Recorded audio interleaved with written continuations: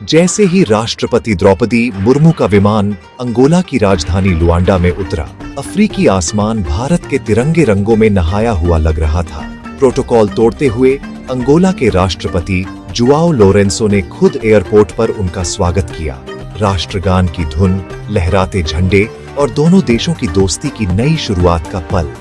यह सिर्फ एक औपचारिक स्वागत नहीं, बल्कि भारत की बढ़ती वैश्विक ताकत का प्रतीक था। करीब 4 दशक पहले शुरू हुए भारत अंगोला संबंध अब एक नए मोड़ पर है।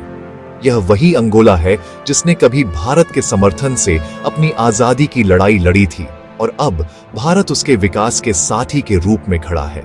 आज लुआंडा की सड़कों पर लोग भारतीय झंडे लहरा रहे हैं। यह दृश्य अफ्रीका में भारत की नई पहचान को दर्शाता है। इस यात्रा का मकसद साफ है: व्यापार, ऊर्जा, तकनीक और रक्षा में नए सहयोग की नींव रखना। भारत पहले ही अफ्रीका में $35 अरब से ज्यादा निवेश कर चुका है और अब अंगोला इस निवेश का नया केंद्र बनने जा रहा है।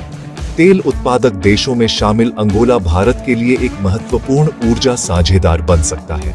भारत चाहता है कि अब तेल व्यापार सिर्फ खरीद फरोख्त तक सीमित न रहे, बल्कि तकनीक और रिफाइनरी सहयोग में भी विस्तार हो।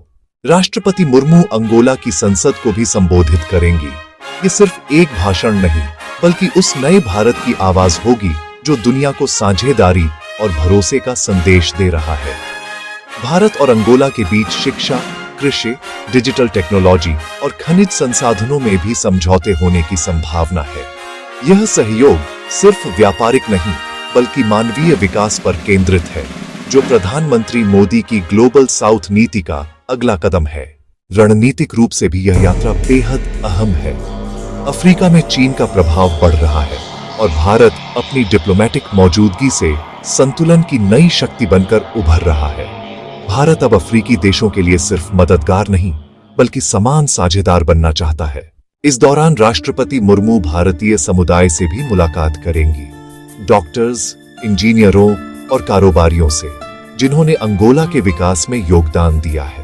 उनके साथ मौजूद भारतीय प्रतिनिधिमंडल में विदेश मंत्रालय और उद्योग जगत के वरिष्ठ अधिकारी शामिल हैं, जो इस यात्रा को सिर्फ प्रतीकात्मक नहीं, बल्कि व्यावहारिक साझेदारी का रूप दे रहे हैं। अगले चरण में राष्ट्रपति मुर्मू बोत्सवाना जाएंगी, जहां वे भारत अफ्रीका संबंधों को और गहराई देंगी। यह पूरी यात्रा भारत की सॉफ्ट पावर को मजबूत करने की दिशा में एक ऐतिहासिक कदम है। अंततः लुआंडा की धरती पर यह दृश्य सिर्फ एक दौरा नहीं था, यह वह पल था जब भारत की एक महिला राष्ट्रपति ने अफ्रीका की भूमि पर नई कहानी लिखी। सम्मान, साझेदारी, विकास और आत्मनिर्भरता की कहानी। बाकी आप लोग इस पर क्या सोचते हैं? अपनी राय नीचे कमेंट में जरूर बताएं। वीडियो को लाइक, सब्सक्राइब और अपने दोस्तों तक जरूर शेयर करें।